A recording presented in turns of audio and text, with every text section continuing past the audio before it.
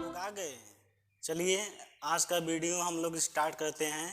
Start करने से पहले आपको बता दें कि आज के बाद यानी कि आज से ही जितना भी वीडियो हम बनाएंगे तो जितना आपको पढ़ाएंगे वीडियो के लास्ट में उसी से संबंधित आपसे सवाल पूछा जाएगा जिसका आप लोग उत्तर दीजिएगा।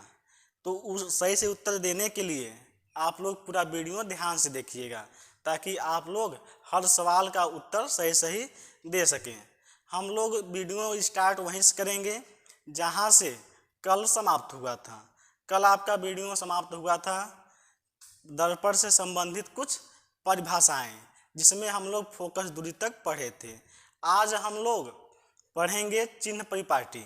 ठीक है, तो चलिए स्टार्ट करते हैं। चिन्ह परिपाटी। चिन्ह परिपाटी। चिन्ह परिपाटी में हम लोग क्या देखेंगे? इसमें हम लोग यही देखेंगे या यही पढ़ेंगे कि हम लोग जो दूरियां दर्पण में लेंस में जितनी भी दूरियां होंगी या फिर लंबाई ऊंचाई ये सब होंगी उसे हम लोग चिन्ह के साथ कैसे लिखेंगे, प्लस में माइनस में। ठीक है, तो चिन्ह परिपाटी के लिए सबसे पहले हम लोग 3-4 बातें नोट कर लें, जिसमें कि आपकी पहली जो बात है वो है आपका कि सबसे पहले हम लोग किसी भी दर्पण पर, चाहे जो आपका दर्पण हो या किसी भी लेंस पर, हम लोग प्रकाश हमेशा बाईं ओर से डालेंगे। इसका मतलब क्या है कि हमेशा आपका जो वस्तु रखी जाएगी वो बाईं तरफ ही रखी जाएगी। ठीक है, दूसरा आपका नियम ये है कि हम लोग प्रकाश जो दर्पण या लेंस पर आपतित होगी तो आपतित प्रकाश की दिशा में सभी जो दूरी मापेंगे वो प्लस में लेंगे और आपतित प्रकाश की विपरीत दिशा में जितनी भी हम लोग दूरी मापेंगे उसे हम लोग माइनस में लेंगे, निगेटिव में लेंगे। ठीक है, इसके अलावा हम लोग जितनी भी ऊंचाई मापेंगे ऊपर की ओर उसे हम प्लस में लेंगे और जितनी भी चीज़ें नीचे की ओर मापेंगे उसे हम माइनस में लेंगे। जो आपका अगला नियम है वो ये है कि सभी दूरियां आपकी जो मापी जाएंगी वो सब दूरियां आपकी दर्पण के ध्रुव से या फिर अगर लेंस है तो लेंस के प्रकाशिक केंद्र से मापी जाएंगी। ठीक है, तो हम लोग अब इसे देख लें कि ये दूरियां कैसे लेंगे। इसके लिए हम लोग बनाएंगे चतुर्थांश। ये आपको पता है, ये एक्स अक्ष होता है और ये वाई अक्ष। इधर के सभी प्लस होते हैं और इधर सभी माइनस। ऊपर की ओर सब चीज़ें प्लस में होती हैं और नीचे की ओर सब चीज़ें माइनस में होती हैं। हम लोगों को दर्पण के ध्रुव को इसी चतुर्थांश के मूल बिंदु पर रखना है। ठीक है, अब इस दर्पण की जो सामने की सब दूरियां होंगी ये निगेटिव में लेंगे हम लोग और जो पीछे की दूरियां होंगी वो प्लस में लेंगे और जितनी भी एक्स अक्ष से ऊपर की ओर लेंगे दूरी यानी ऊंचाई उसे पॉजिटिव लेंगे और नीचे की ओर जो लेंगे उसे निगेटिव लेंगे।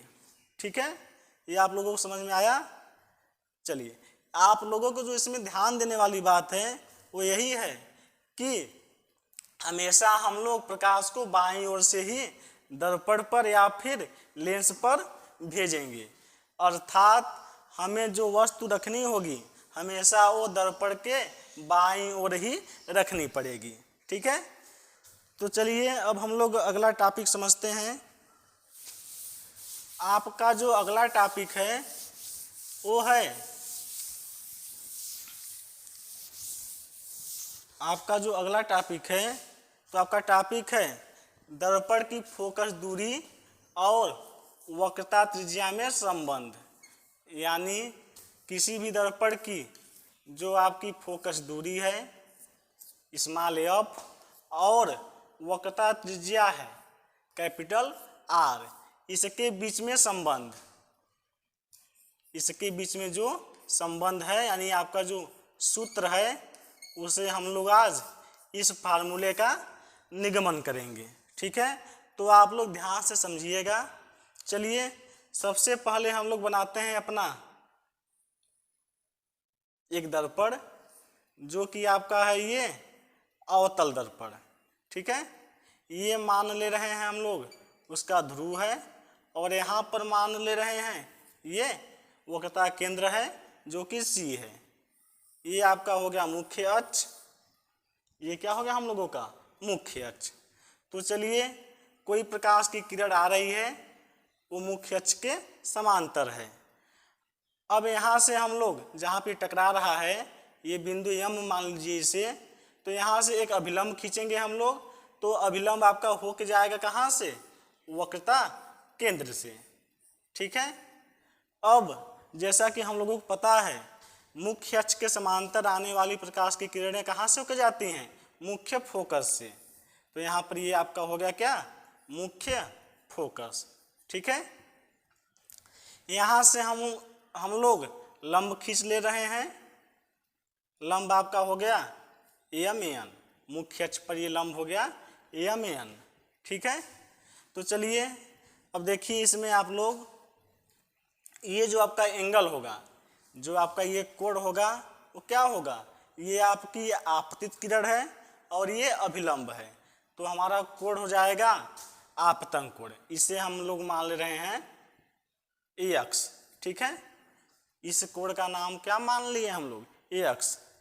अब देखिए ये आपका अभिलंब है और ये आपका परावर्तित किरण है, तो ये भी आपका क्या हो जाएगा, परावर्तन कोण। और परावर्तन का जो द्वितीय नियम है कि आपतन कोण और परावर्तन कोण बराबर होते हैं, उस नियम से आपका ये क्या हो जाएगा, ये भी ए अक्ष हो जाएगा। ठीक है, अच्छा एक चीज़ और हम लोग इसमें समझते हैं कि आपकी ये समांतर किरण है मुख्य अक्ष के, और ये जो अभिलंब है इसको हम लोग तिर्यक रेखा मान सकते हैं। तो आपका ये क्या बन गया, ये और ये एकांतर कोण बन गए। तो एकांतर कोण के नियम से ये भी आपका क्या हो जाएगा, ए अक्ष अक्ष, क्योंकि एकांतर कोण बराबर होते हैं। ठीक है, आपका ये भी कितना हो गया, ए अक्ष हो गया। अब आप लोग त्रिभुज में देखिए, त्रिभुज एम सी एफ में, एम सी एफ में सॉरी एम सी एन में,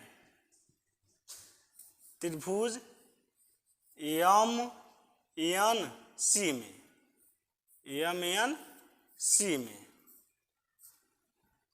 ये आपका समकोण त्रिभुज है, क्योंकि इस पर हम लोग लंब खींचे हैं। तो आपका हो जाएगा यहाँ से tan x बराबर, tan x बराबर क्या होता है, लंब बटे आधार। ये आपका x है तो लंब आपका कितना हो गया, एम एन बटे आपका आधार सी एन हो गया। ठीक है, ऐसे ही हम लोग अब लेंगे इस त्रिभुज में, त्रिभुज एम एफ एन में। उसके पहले इसमें एक चीज़ और आप लोग करिए, देखिए ये जो आपका एंगल है वो बहुत ही छोटा है, बहुत ही छोटा एंगल है जो एक्स है। तो बहुत ही कम एंगल के लिए आप जानते हैं कि tan एक्स बराबर होता है ए एक्स।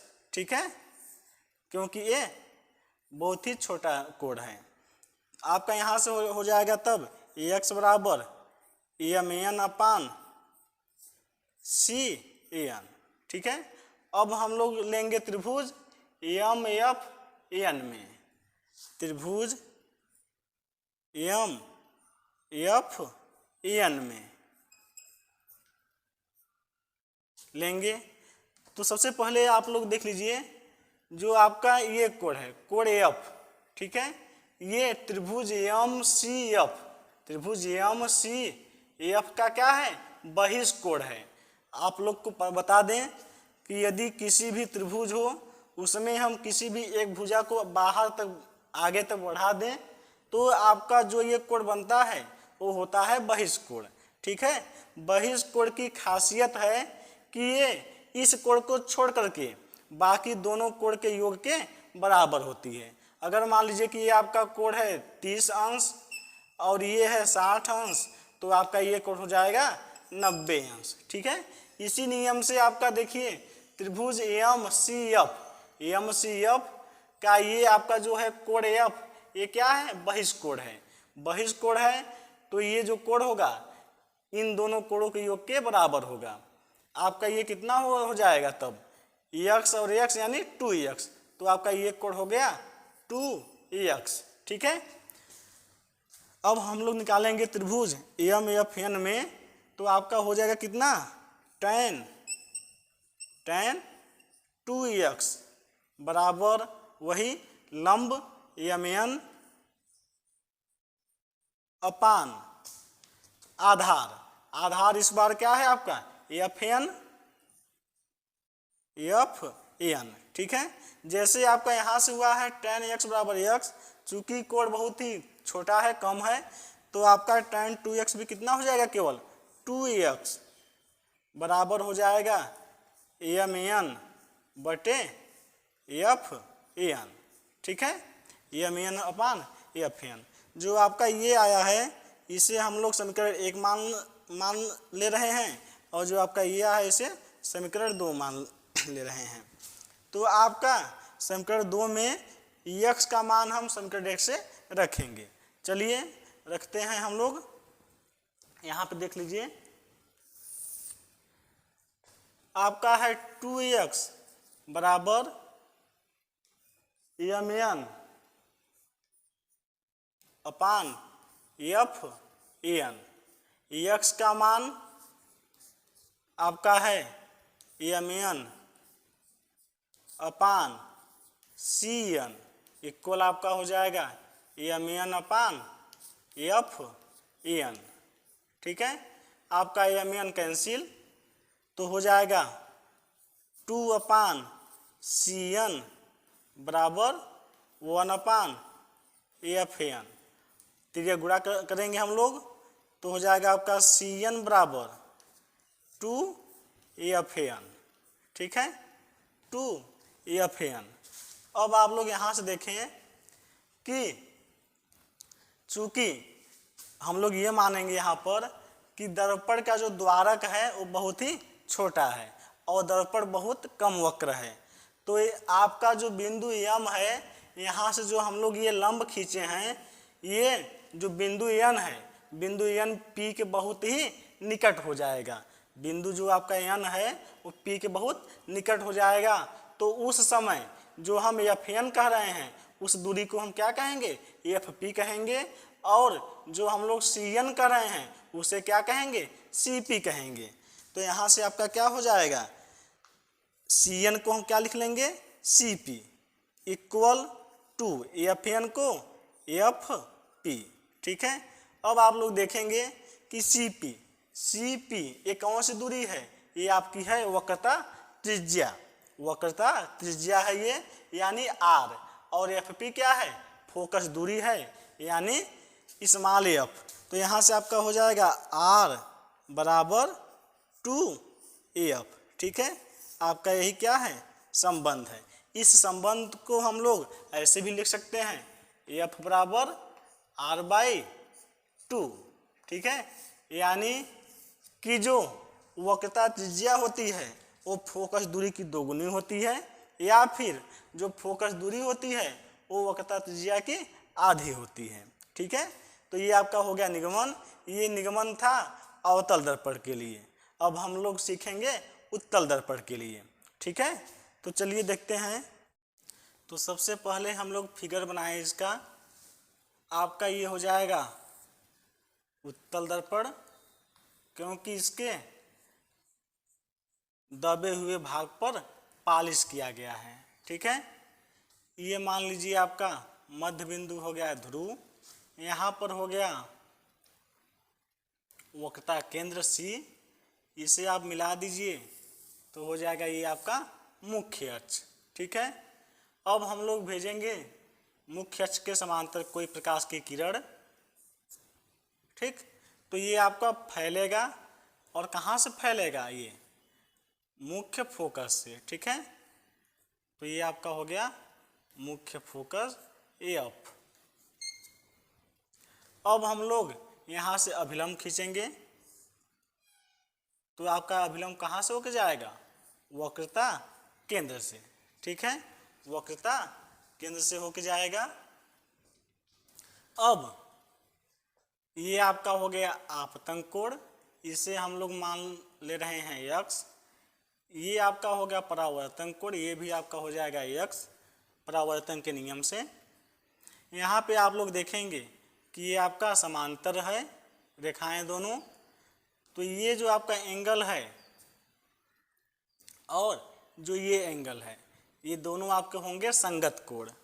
क्या होंगे, संगत कोण। तो संगत कोण के नियम से ये आपका हो जाएगा x, ठीक है, ये आपका हो गया x।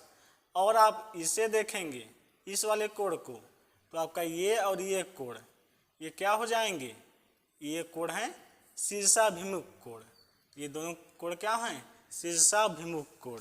और शीर्षाभिमुख कोण भी क्या होते हैं, बराबर होते हैं। तो ये भी आपका हो गया x।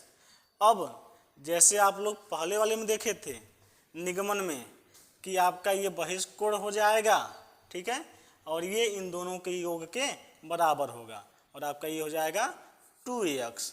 ये आपका कोण कितना हो जाएगा, 2x।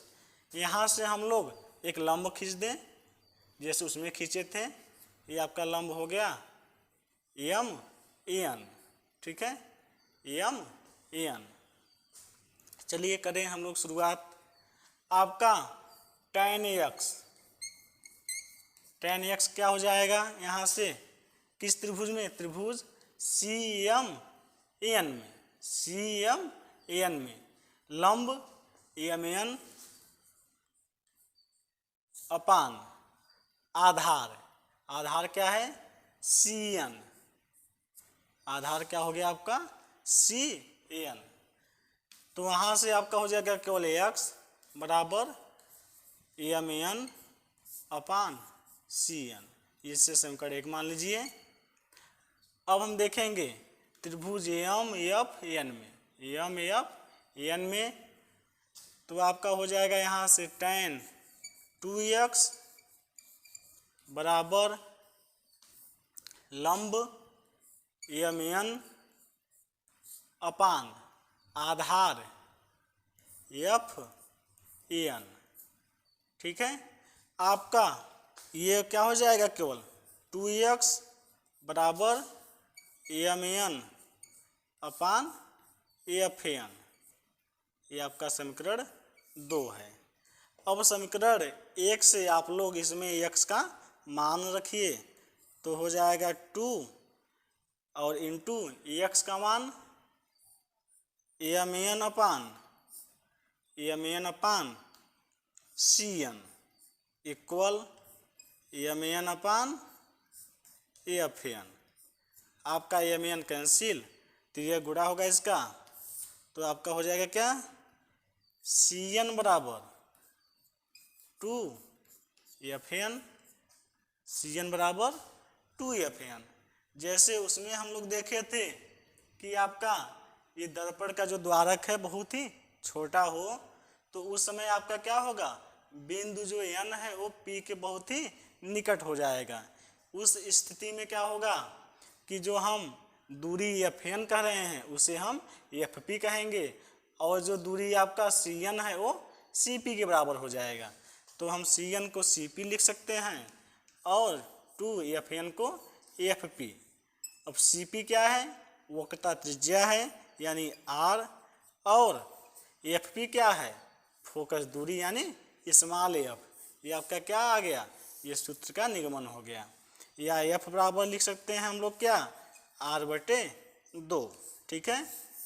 आप लोग देख रहे होंगे कि जो फार्मूला आया है अवतल दर्पण के लिए वही फार्मूला आपका आया है उत्तल दर्पण के लिए, यानी कि हम लोगों का जो सूत्र है फोकस दूरी और वक्रता त्रिज्या में संबंध, फोकस दूरी और वक्रता त्रिज्या में संबंध, वो दोनों बराबर हैं। ठीक है, चलिए चिन्ह परिपाटी से हम लोग देख लेते हैं कि किसकी फोकस दूरी माइनस होगी और किसकी प्लस होगी। तो चिन्ह परिपाटी से आप लोग देखेंगे इसमें, तो सभी दूरियां हम लोग किस में लेते हैं, सभी दूरियां हम लोग लेते हैं ध्रुव से। ठीक है, ध्रुव के सामने की सब दूरियां किस में होंगी, निगेटिव में, और पीछे की सब दूरियां प्लस में होंगी।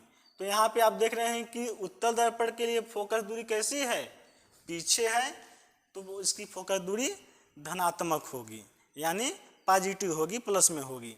और अवतल दर्पण हम लोग बना लें, तो अवतल दर्पण के लिए प्रकाश हमेशा बाईं ओर से हम लोग भेजेंगे, तो इसकी फोकस दूरी होती है इसके सामने, यानी इसके बाईं ओर ही होती है, तो इसकी फोकस दूरी कैसी हो जाएगी, इसकी फोकस दूरी निगेटिव हो जाएगी, माइनस हो जाएगी। ठीक है, एक चीज़ और आप लोग ध्यान दीजिए, एक नियम और आपको बताए थे कि आपतित प्रकाश की दिशा के, अगर आपतित प्रकाश की दिशा में हम कोई दूरी लेंगे तो उसे हम प्लस में मापेंगे, और आपतित प्रकाश की विपरीत दिशा में कोई दूरी लेंगे तो हम लोग उसे माइनस में मापेंगे।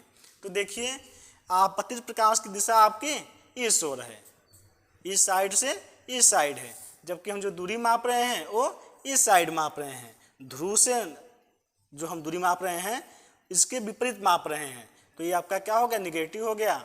और उत्तल दर्पण में हम लोग क्या कहते हैं कि आपकी जो प्रकाश, आपतित प्रकाश की दिशा है वो इसी दिशा में है, और ध्रुव से जो हम दूरी मापते हैं फोकस दूरी के लिए वो भी उसी दिशा में है, इसलिए इसका क्या होता है, इसका धनात्मक होता है फोकस दूरी। ठीक है, अब आपका जो अगला टॉपिक है वो है वस्तु की परिभाषा। वस्तु, या इसे हम लोग बिंब भी कहते हैं। ठीक है, बिंब, इसकी परिभाषा। तो वस्तु तो आप लोग जानते हैं, लेकिन हम लोग प्रकाश के लिए वस्तु क्या समझेंगे, तो जिससे भी होकर कोई भी ऐसा चीज़ हो जिससे होकर प्रकाश हमारे दर्पण पर या लेंस पर आपतित होता है, उसे हम क्या कहेंगे, वस्तु या बिंब कहेंगे। यानी कि किसी से भी होकर अगर आपकी प्रकाश दर्पण पर आपतित होती है तो उसे हम क्या कहेंगे, वस्तु कहेंगे।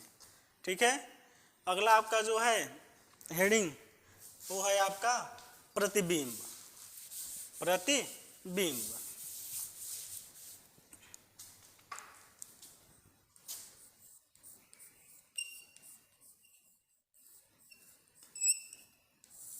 इसे हम लोग इमेज भी कहते हैं।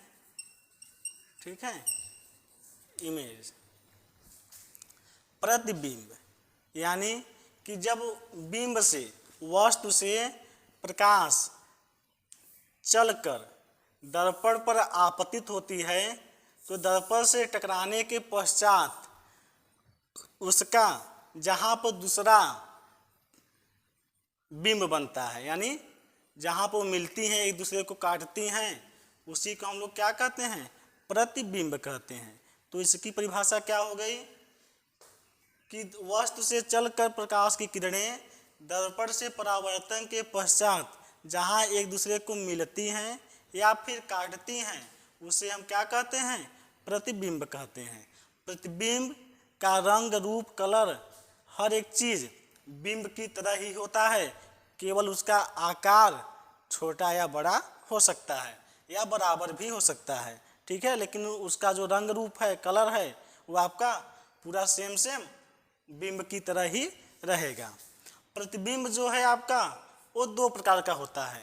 प्रतिबिंब जो है इसके दो प्रकार हैं, एक आपका है वास्तविक प्रतिबिंब, वास्तविक प्रतिबिंब, और एक है आपका आभासी प्रतिबिंब, आभासी प्रतिबिंब। ठीक है,